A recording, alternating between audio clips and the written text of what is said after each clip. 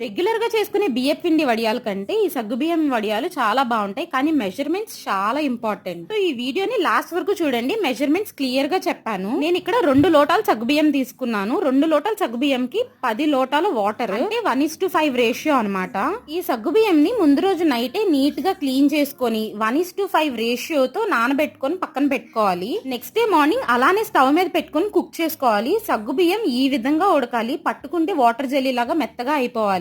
ఉడికిన సగ్గుబియ్యాన్ని పక్కన పెట్టుకొని మిక్సీలో ఒక 10 ఎండుమిర్చి వరకు వేసుకొని చిల్లీ ఫ్లెక్స్ లాగా మిక్సీ పట్టుకోవాలి. అలానే అల్లం అండ్ ఒక స్పూన్ జీలకర్ర మెత్తగా పేస్ట్ చేసుకొని పక్కన పెట్టుకోండి. సగ్గుబియ్యంలో మీ టేస్ట్ కి తగ్గట్టు సాల్ట్, మిక్సీ పట్టుకున్న ఎండుమిర్చి, జీలకర్ర అండ్ అల్లం వేసుకొని కలుపుకోండి. వాటర్ మాత్రం కొంచెం కూడా ఎక్కువ పోయొద్దండి, ఎక్కువ పోస్తే మొత్తం జారైపోయి వడియాలు సరిగ్గా రావు. వడియాలు మంచిగా ఎండిపోయిన తర్వాత క్లాత్ ని రివర్స్ పెట్టి కొంచెం కొంచెం వాటర్ చిమ్ముకుంటూ నీట్ గా తీసేసుకుంటే మన వడియాలు ready. Thank you for watching. Please do subscribe to Kashwin and mom diaries.